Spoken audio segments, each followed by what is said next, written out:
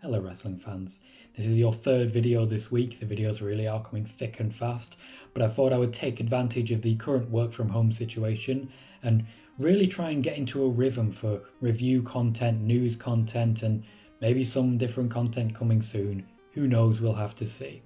Today's video is going to be a SmackDown review from last night's show, which was the 22nd of May. Yes, I did indeed just check the calendar.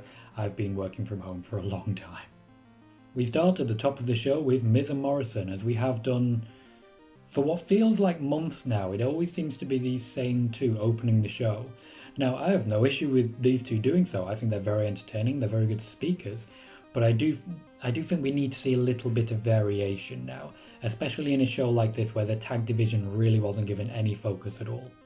We had quite a bit of literal toilet humour using puppetry. Strowman came out to interrupt their mockery of him, and a little bit of mockery of The Fiend, which I would think The Miz should be over by now after what happened last time. This was a very relaxed Braun Strowman, which is sort of unusual. He's always been a very tall, broad-chested, angry fella, as is the WWE style, but it's rare that we get to see him chill out and lay back, and really a lot of it's down to the fact that his promo style is a little bit more intense.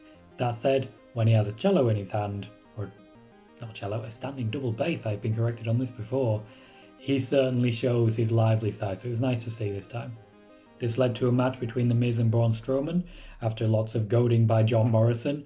Some really organic feel here because of how quickly everyone's speaking off each other, no long pauses, no parts where someone holds a microphone and slowly goes like that to make sure the other guys stop talking before they start.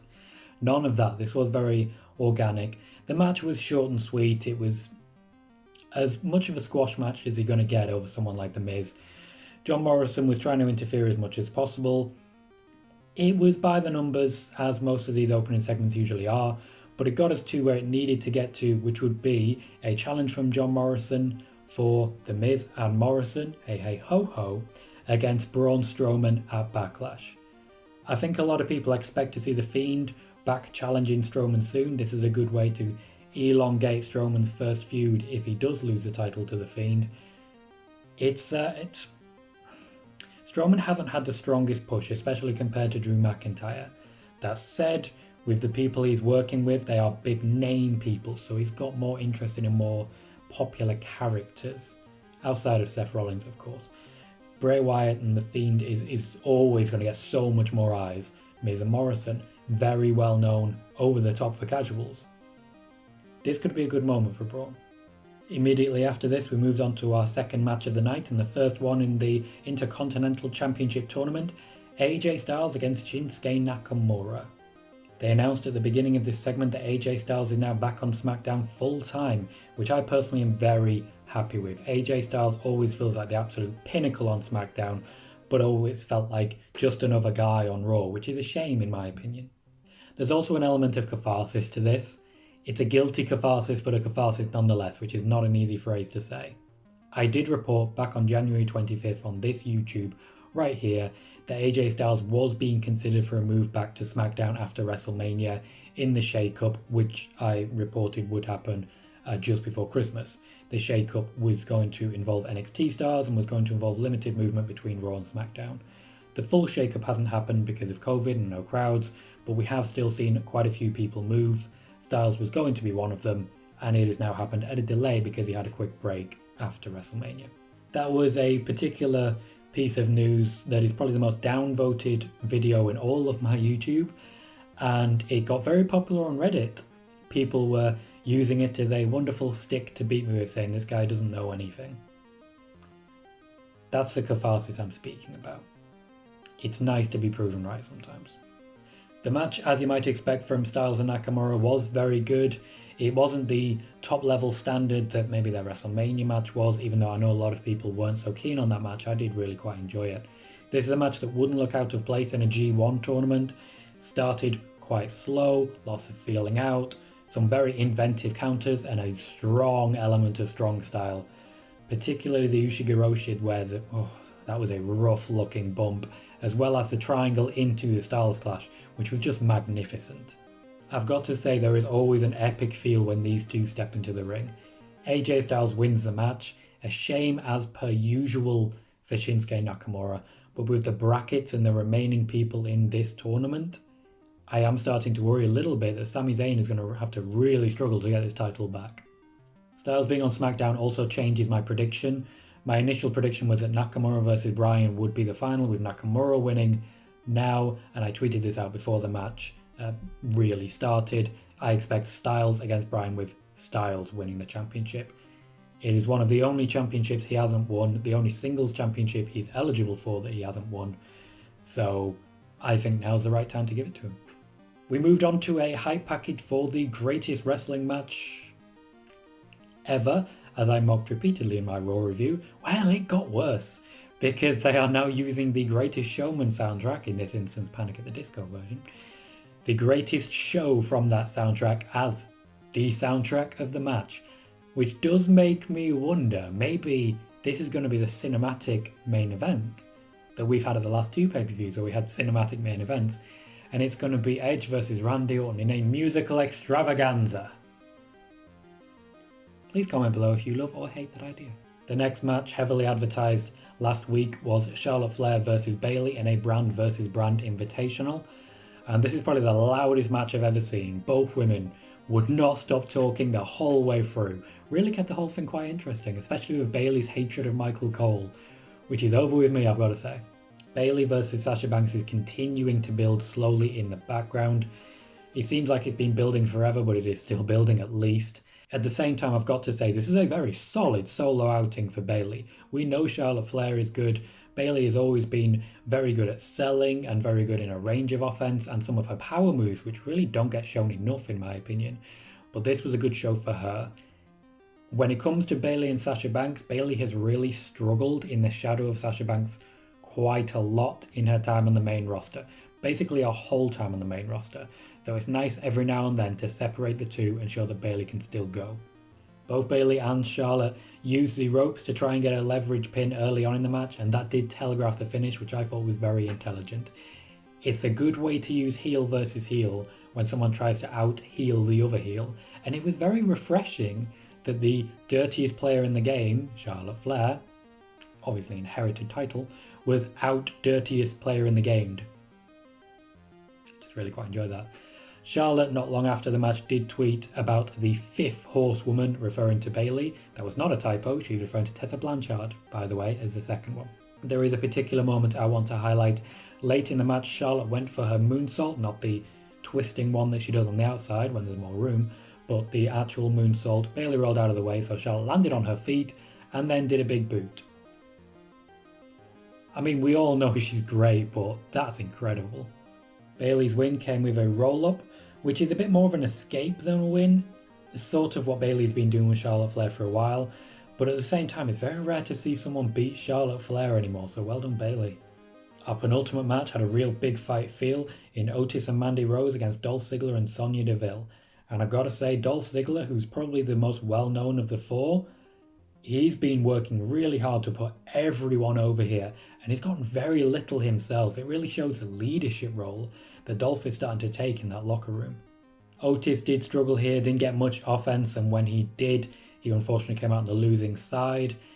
Historically, Money in the Bank winners go on a pretty intense losing streak.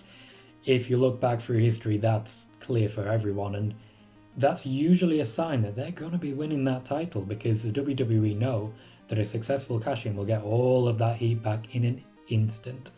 There are some exceptions, Baron Corbin notably, but that does tend to be how it goes. I also find it interesting that people are getting over in phases here. Originally it was Otis getting over through his attraction to Mandy Rose, then it was Mandy Rose getting over by reciprocating it, and now it is Sonya Deville's turn.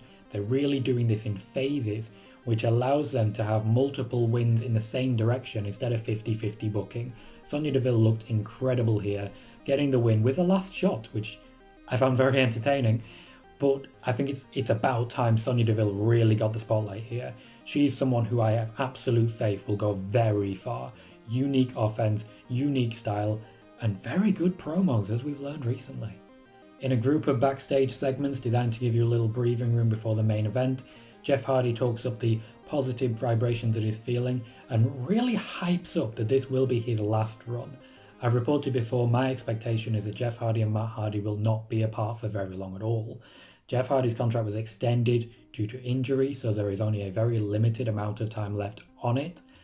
I don't suspect he's going to retire because I don't think Jeff Hardy is capable of retiring.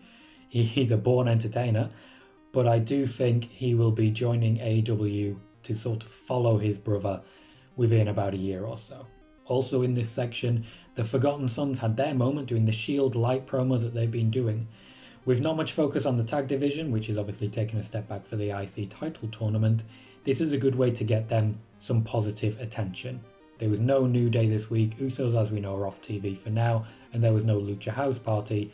My expectation is that Forgotten Sons versus New Day is the next big tag feud, so it pays to give the Forgotten Sons a real elevation. Good way to do it. It definitely worked for the Shield after all. Finally on this part, Renee Young came out to stir the pot as she is historically done with The Miz. I like that she's still never gotten over that moment where she had to slap him in the face. She had to. He fully deserved it. She had to slap him in the face. Miz and Morrison react with more of the banter that they have, and then they sang their catchphrase at her for a while. I particularly like the part where John Morrison said, hey, where'd you go? It's just gold. Our main event got a pay-per-view style hype package, despite only being, 4 weeks long? This is really how you put over a feud, especially when you consider that almost every other match had a lot more history to it. The match once again had a big fight feel. This is, regardless of the fact that Jeff Hardy without fans or anything high to jump off, is a confusing element, I've got to say. I'm really not used to it. Sheamus dominated proceedings and would continue to dominate proceedings for about a 15-minute match. It wasn't the most thrilling in that regard. Jeff Hardy had a couple of underdog moments, but they're really building him as an underdog at this point. Sheamus, of course, is being built as a monster. My hope is that we see him challenge Braun Strowman soon, because they seem to be at a similar level at the moment physically. Jeff Hardy would get the surprise win of a roll-up.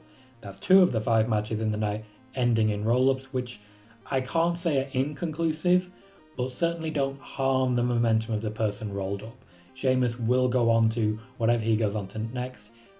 I'm pretty confident he will be involved in Jeff Hardy's next match, setting up a grudge match between the two at Backlash. They've still got to fill that card after all, even though we've had shorter pay-per-views recently. And depending how long the musical extravaganza is between Edge and Randy Orton. I've never heard Randy Orton sing. This could go many ways.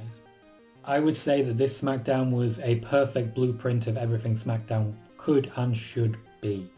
The WWE put on great shows this week, and they've been delivering pretty hard in these. This felt like a pay-per-view. I did my poll of Twitter to see their opinions right after the show. The good rating was a 43% and the great rating was a 34%. So very high ratings, even though good was the winner rather than great. I personally agree. I would give this show a B+. I'm not going to go into the A category. There were a couple of matches, Miz versus Strowman, as well as Hardy and Sheamus, which weren't very back and forth. They weren't that exciting for me because of how one person dominated the other. But otherwise, the quality of wrestling was fantastic. There wasn't enough focus on the tag division for me. I feel maybe the New Day could have done a backstage segment as well. And Miz and Morrison have clearly moved on from that at the moment. That said, segments flowed into each other really well. There was some very good promo parts, even though the actual promos weren't really dominant in the show. And I've got to say, the IC title tournament has been tremendous so far. SmackDown needed it. The IC title needed it. And maybe AJ Styles needed it too.